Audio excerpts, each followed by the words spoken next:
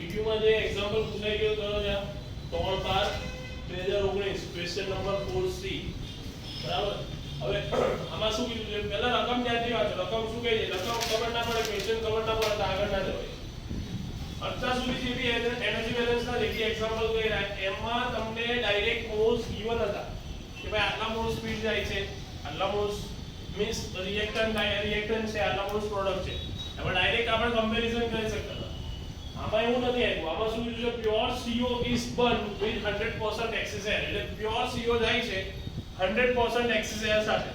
Axis air હવે એરમાં શું હોય O2 અને N2 બરાબર ચલો હવે એના પછી શું કીધું છે કમ્બશન ઇઝ 80% કમ્પ્લીટ બરાબર એટલે જે કમ્બશન એટલે જે તમે જે CO નાખ્યો છે એનું કમ્બશન 80% થાય છે combustion that means the conversion બરાબર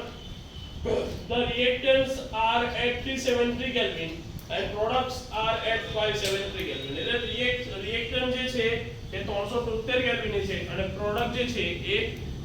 573 કેલ્વિન છે બરાબર using the following data calculate the quantity of heat added or removed per kilomole of CO feed per kilomole એટલે CO feed કરીએ છે ત્યારે એક કેટલી હીટ એડ કરવી પડે અથવા કેટલી હીટ રિમૂવ થાય એ બેમાંથી એક વસ્તુ થશે એ આપણે આઈડેન્ટિફાઈ કરવાની છે હવે તમને ટેબલ આપેલું છે ટેબલમાં કમ્પોનન્ટના ડેટા છે CO CO2 O2 N2 એમાં જે પહેલું જે CPM છે 373 કેલ્વિન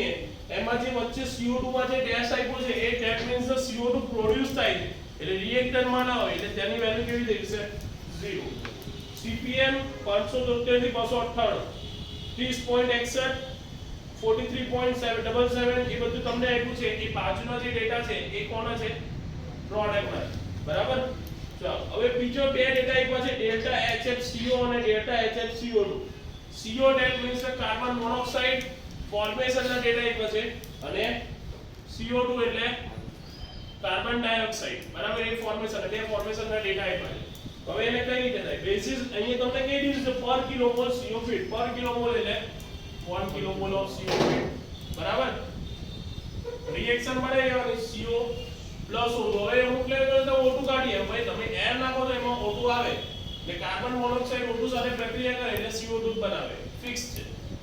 બરાબર એટલે અહીંયા પણ હાથ રાખવું પડે કેમ બેલેન્સ કરવા માટે બરાબર ચાલો ગિવન ડેટામાં શું આવ્યું છે combustion is 80% complete combustion that means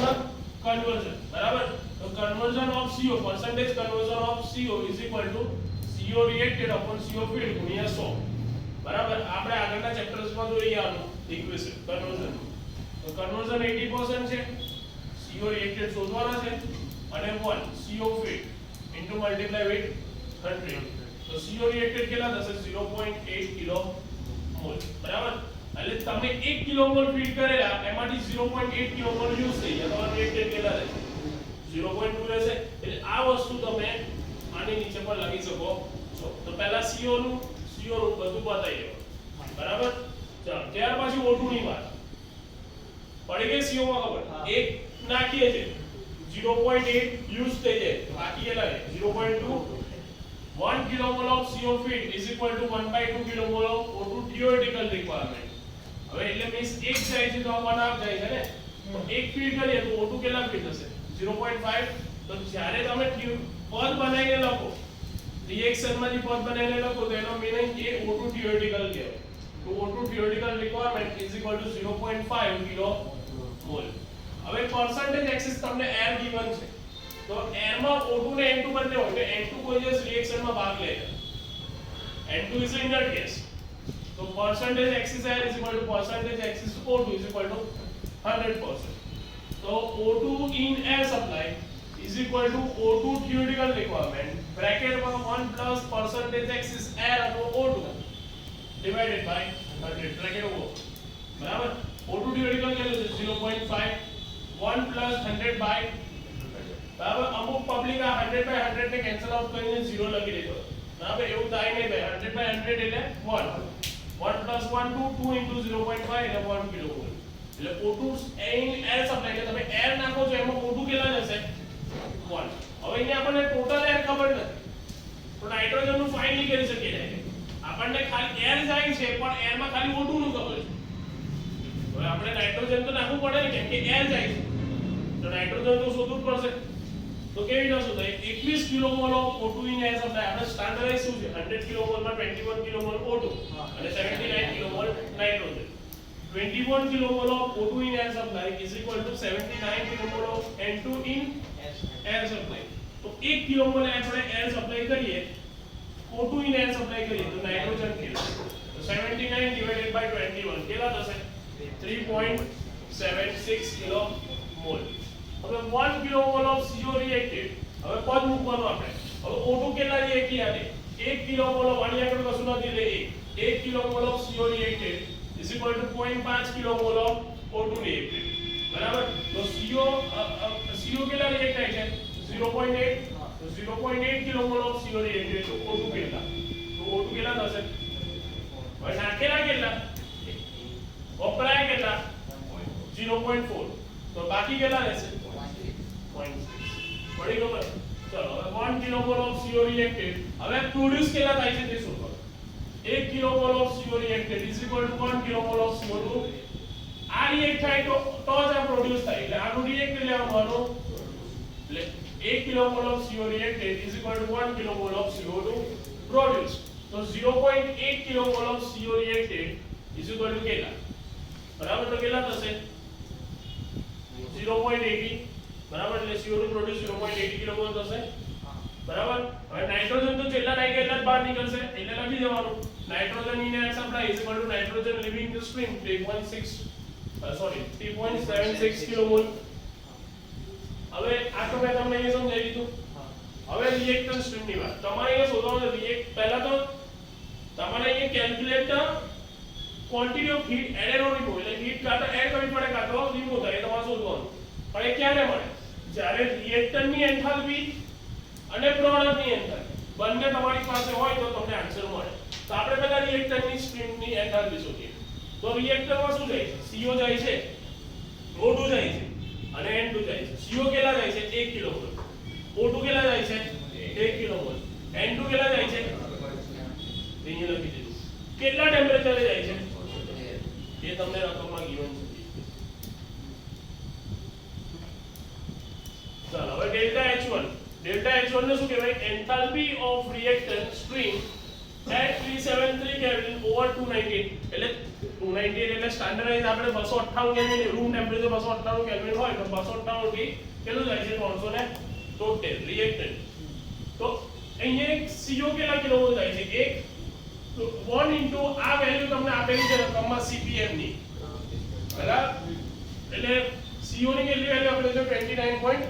29.22 પછી અહીંયા બી એક જ કિલોમોલ છે O2 ની આપેલી છે અને N2 ની બી આપેલી છે અને આ વસ્તુ કેમ કરવાની કે કોઈ બી એન્થાલ્પી હોય એક પર્ટિક્યુલર ટેમ્પરેચર પર હોય બરાબર પર્ટિક્યુલર એક ટેમ્પરેચર પર આ જ વસ્તુ GU ના એક્ઝામ્પલમાં આપ્યું છે ને તો ત્યાં એક પર્ટિક્યુલર ટેમ્પરેચર જ કીધું છે આવી રીતે નથી રેન્જ આપી કે 373 થી 298 એની રકમ જોજો એમાં એક પર્ટિક્યુલર એ બંનેનો ડિફરન્સ જ આપી દીધો તો એ ડાયરેક્ટ ડિફરન્સ અહીંયા લખી દેવાનો બરાબર એટલે પૂછવા માટે આવી રીતે બી આપે તો ડેલ્ટા H1 ની વેલ્યુ આવશે તમારી 12675.44 કિલો જૂલ બરાબર ચાલો હવે આ બે વેલ્યુ તમને ગિવન છે રકમમાં ક્વેશ્ચનમાં ગિવન છે હવે standard heat of reaction at 298 kelvin હવે તો તમને ફોર્મેશનના ડેટા આપ્યો એટલે શું થાય પ્રોડક્ટ માઈનસ તો આપણી રિએક્શન શું છે પ્રોડક્ટમાં CO2 ની આગળ કશું નથી એટલે 1 એટલે 1 into delta HF0 CO2 और CO આગળ કેટલું છે કશું નથી એટલે 1 એટલે 1 ગુણ્યા delta HF CO બરાબર તો બંનેના ડેટા આપ્યા છે વેલ્યુ પુટ કરો હવે પબ્લિક અહીંયા મોસ્ટ પ્રોબેબલી ભૂલું કરે કે આ માઈનસ થાય છે આન્સર ખોટો આવે ફોર્મમાં આ માઈનસ લખવાનું ભૂલી જાય ભાઈ આ માઈનસ સૂત્રનો અને આ જે માઈનસ છે એ વેલ્યુ બંનેની નેગેટિવ આવી એટલે ડેલ્ટા HR ની વેલ્યુ તમને આવી જશે પણ આ જે આવી એ કિલોજૂલ પર કિલોમોલ ઓફ CO reacted પર કિલોમોલ એટલે 1 કિલોમોલ CO reacted માટે હવે આપણે તો અહીંયા CO કેટલા રિએક્ટ થાય તેના માટે શોધવી પડે તેના મલ્ટીપ્લાય વિથ શું કરવું પડે 0.8 તો તમને મળશે રિએક્ટરનો સરવાળો અરે રિએક્ટરની એન્થાલ્પી બરાબર હવે આપણે જોઈએ પ્રોડક્ટ માટે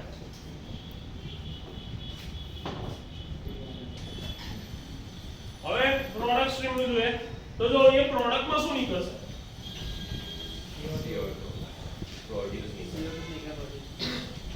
ચાલો પહેલું શું નીકળશે CO2 CO O2 પછી CO2 કેવા નીકળશે પ્રોડ્યુસ આ બે અને આ વસ્તુ એ તો તમે જેનું નહીં બોલો નીકળશે હવે આ તમે બ્લોક ડાયાગ્રામ ડ્રો કરી દીધો બરાબર હવે આ બુકમાં નથી ડ્રો કર્યો હવે આ ડ્રો ના કરો તો તમને અટવા કે કાખી આવ્યું એટલે આ ડ્રો કરો તો વધારે બેટર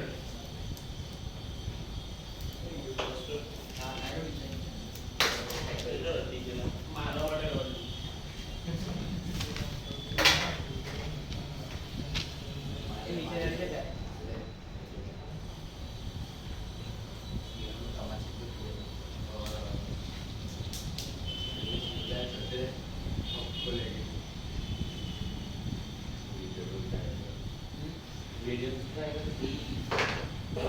ચાલો હવે અહીંયા લખવાનું પ્રોડક્ટ સ્ટ્રીમ બરાબર ચાલો પ્રોડક્ટ સ્ટ્રીમ માં કેટલા કિલોમોલ જાય છે એ લખતા જાઓ જો CO2 પ્રોડ્યુસ કેટલા કિલોમોલ જાય છે 0.8 કિલોમોલ ઓફ CO2 વત્તા CO ના અનરિએક્ટેડ 0.2 0.2 કિલોમોલ of CO વત્તા O2 કેટલા 0.6 કિલોમોલ of O2 બરાબર ને અને N2 3.76 કિલોમોલ of N2 આટલી વસ્તુ તમને કીધું છે મીન્સ given એટલે આપણે શોધી કાઢી at કેટલા temperature at T is equal to 5 sorry kilo 573 573 kelvin ચલો આગળ જે રીતે આપણે એન્થાલ્પી હોય છે એ જ રીતે શોધી કાઢીએ એને આપણે શું લખીએ ડેલ્ટા H2 એટલે આપણે શું લખેલું enthalpy of product stream at 573 Kelvin 2 કેટલા થશે 298 કીધું છે ને સર હવે GQ માં અહીંયા એક પર્ટિક્યુલર ટેમ્પરેચર જ કહી દીધું બરાબર ચાલો ધ્યાન આપો ડેલ્ટા H2 ચાલો CO2 કેટલા છે 0. ચાલો CO2 ની CPM આપેલી છે 43.77 ચાલો પછી CO ની 30.61 વત્તા O2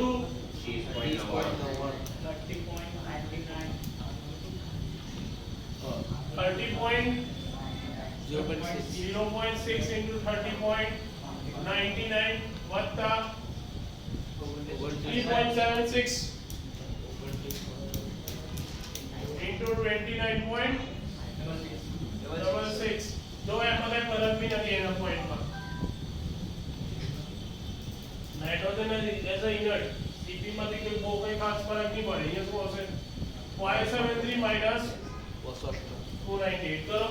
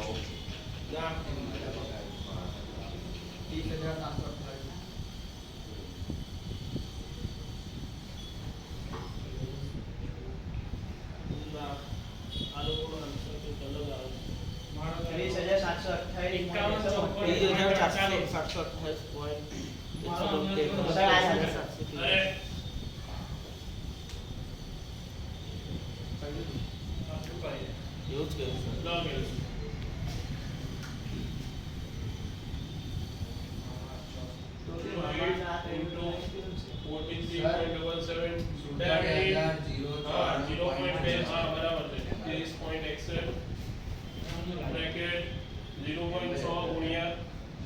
30.9 વત્તા bracket 3.76 multiply with 29.66 bracket over is equal to ગુણ્યા bracket 573 minus 298 bracket over delta s2 ની વેલ્યુ જે આવે છે 47094.74 બરાબર આને લખાય કિલો જૂલ બરાબર હવે આપણે શું ગોતવાનું છે net enthalpy change net enthalpy change બરાબર આ વસ્તુ શોધવાની છે એટલે એન્થાલ્પી એટલે ડેલ્ટા h બી લખાય અને h હીટ ના ફોર્મમાં હોય બરાબર ઇઝ ઇક્વલ ટુ શું લખાય પ્રોડક્ટ ની માઈનસ રિએક્ટર ની તો પ્રોડક્ટ ની શું છે ડેલ્ટા h2 આપણે નેટ બી હોદેલી છે સોરી ટોટલ બી હોદેલી છે તો plus total delta hr minus delta h1 ની પડી ગયો નેટ એન્થાલ્પી હોવી છે એટલે આપણે જો અહીંયા શોધવાનું શું છે કે તમારી પાસે રૂપિયા તો છે બરાબર 100 ની 5 નોટ છે હવે ઇટ મીન્સ 500 રૂપિયા છે તમારી પાસે ધારો કે હવે 500 રૂપિયા ગમે તે રીતે હોય છે છૂટા બી હોઈ શકે 10 ની નોટ બી હોઈ શકે 20 ની નોટ બી હોઈ શકે 5 ના સિક્કા બી હોઈ શકે ગમે તે રીતે હોય છે હવે નેટ એન્થાલ્પી શોધવાની છે તો અહીંયા q પ્રોડક્ટ ની એન્થાલ્પી હવે પ્રોડક્ટ ની સાથે ટોટલ કેટલી એક્ટિવિટી જોઈશે કેમ કે આ રિએક્ટેડ પ્રમાણ હોય છે 0.8 પ્રમાણે 0.8 ના હિસાબથી હોય છે ને એટલે આ બંનેનો શું થશે સરવાળો બરાબર એટલે પ્રોડક્ટ ની પ્લસ ટોટલ ડેલ્ટા hr એમાંથી બાદ શું કરી નાખવાનું રિએક્ટન્ટ ની કેમ બાદ કરવાનું તમારી પાસે 500 રૂપિયા જોઈએ છે તમારી પાસે ઓલરેડી 300 રૂપિયા છે તો હું કેટલા આપીશ 200 આપીશ ને એટલે આ બંનેનો સરવાળો કરીશ એની જે હીટ આવશે એમાંથી હું ડેલ્ટા h1 બાદ કરી નાખીશ એટલે ઓછી હીટ જશે ને એમાં એટલે ખબર પડશે કે નેટ એન્થાલ્પી કેટલી જશે વળી ખબર તારી પાસે 500 રૂપિયાની જરૂર છે તારી પાસે 300 રૂપિયા છે તો આ 300 રૂપિયા